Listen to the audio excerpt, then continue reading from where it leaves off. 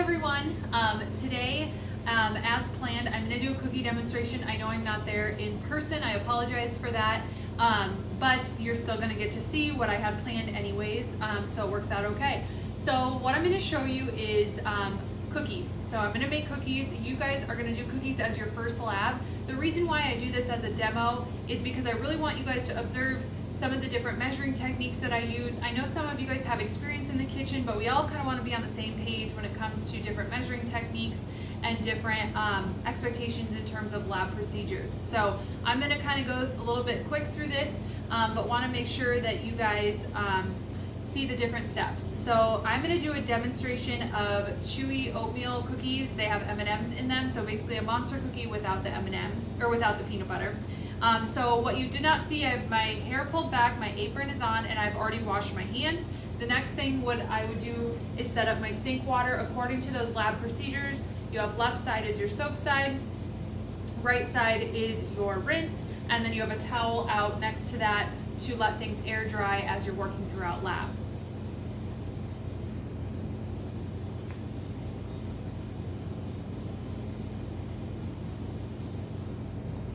Okay, sorry, I'm back.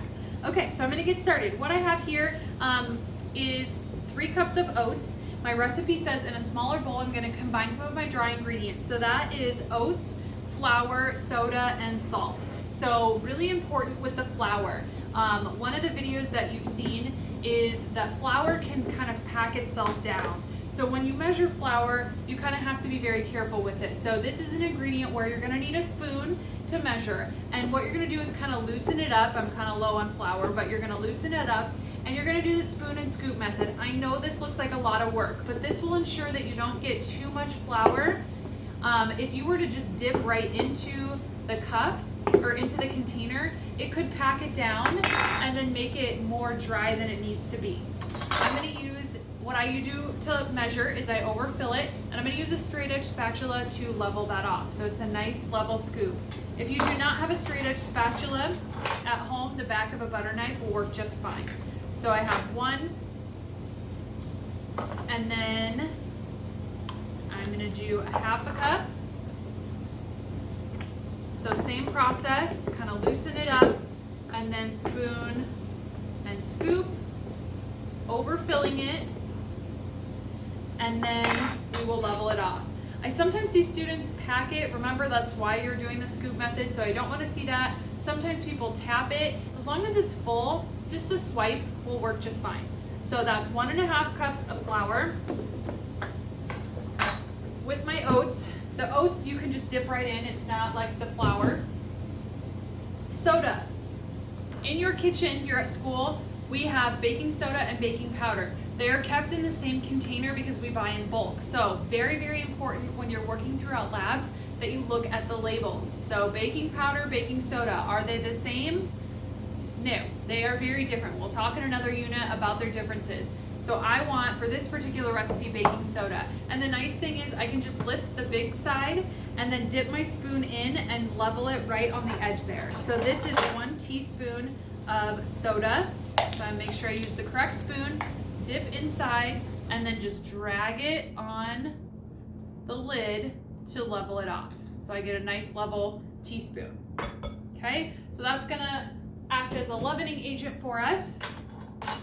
And then salt. Obviously cookies should not be salty. It really is just to cut the sugar a little bit. And of course I would run out on video. So you should have a big container like this in your kitchen. That's for measuring into recipes. I always say measure over the trash, the salt, or over the sink. You do not want to measure it over your bowl. I'm just going to measure it over a dirty cup because I over poured, okay, and then level that off, and then that goes in. Okay, and then this just gets set aside. So I'm gonna stir this up, and we're gonna come back to this later. So the recipe just wanted me to get these dry ingredients ready to go. All right, so we're gonna set that aside and come back to the next step.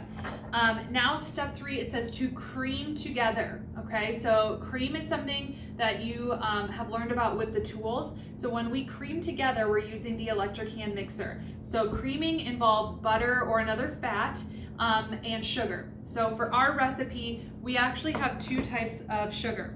So I have a 1/2 cup of white sugar. And I'll level that. And 3/4 cup of brown sugar. So the brown sugar, what's very important about brown sugar, what do we need to do to brown sugar? It needs to be packed. So I'm going to, and this is rock solid, what I usually do, I'll have to get some new brown sugar for you guys, is the same as the flour, kind of just do some small scoops at a time, and then I pack in between. So I will scoop a little bit, pack that down, and then scoop a little bit more and pack. Still overfilling, but that will ensure that I know that I have a nice, well-packed measuring cup.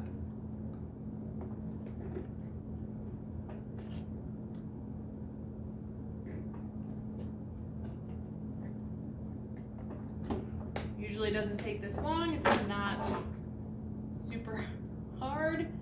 Okay, so about 1 more scoop should give me enough to where I have a full measuring cup, and then we'll just level that off. All right, and then when you add that, it should take the shape of your measuring cup. That's how you know you packed it well enough. Okay, and then I mentioned we're gonna cream. So to cream, we wanna use the electric hand mixer, and we have 2 different kinds of hooks, and I'm missing one. So you have what's called dough hooks. Those are for bread. We'll use those later in the semester. What I want you to use are the beater hooks. So we have 2. I'm gonna grab the other one. And then when you look at these, you have one that's got a ring around it, okay? So one has a ring around it, one does not. So when you look at the bottom of your hand mixer, it has a little picture. You should know, you should look at the picture, okay, that one has a ring around it, that spot goes there. Do not force it if it's in the wrong hole, because then you'll break it. And they will, click into place, okay? Make sure that it's not plugged in like that. Okay, so then I am gonna use that with the bowl, and I like to have a rubber scraper in my opposite hand, and then just start mixing, low speed. This has a mind of its own. If the butter or margarine is cold, it might take a little while to get it to mix. So what's happening right now, try to make sure you guys can see, is that it's sort of chunky. I know you're not able to see like directly into the bowl, so I'll try to describe it, but the butter just sort of chunks up. And so you might have to like stop halfway through, clear out those beaters, and then go again. What you're looking for is a nice, smooth, creamy texture, hence the name to cream. Okay, so we're gonna mix that up until we have more of a creamed mixture. Still pretty chunky for me, but it should come together.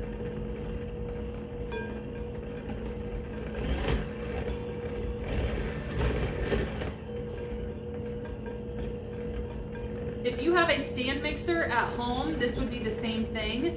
We just like to keep these hand mixers so you guys get practice using these. And I'm just sort of stabbing at some big brown sugar chunks, make sure those get combined evenly. It's starting to soften more and become more creamed.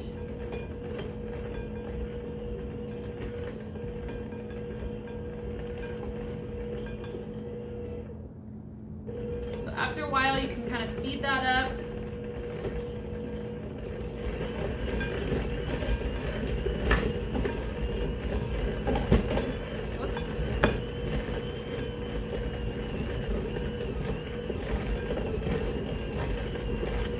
Like turbo hand mixer here. There we go.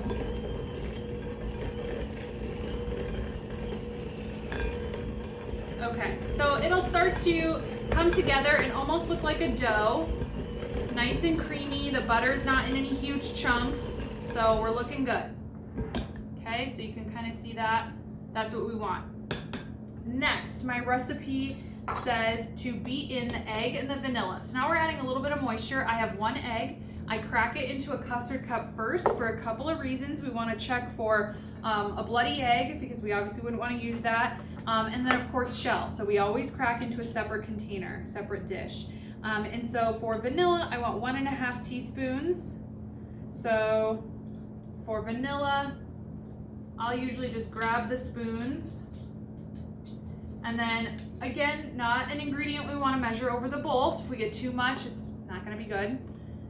So I'm going to measure this over a custard cup that's already dirty, in case I go over, which I did. So 1.5 teaspoons of vanilla. We'll add that. And then combine that.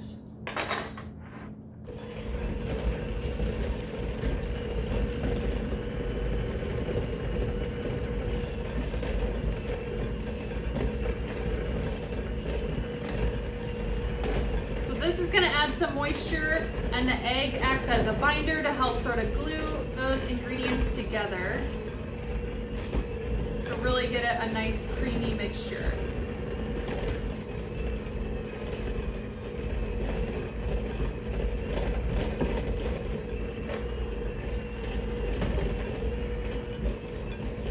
Okay, looks great. So now my recipe says to gradually blend in my dry mixture, okay? So we definitely don't want to do this all at once. We want to add it kind of in stages, otherwise it's really hard to mix. So I usually do either thirds or half. And then when you see that your dry ingredients are absorbed, then you can add the rest. This is a very thick batter.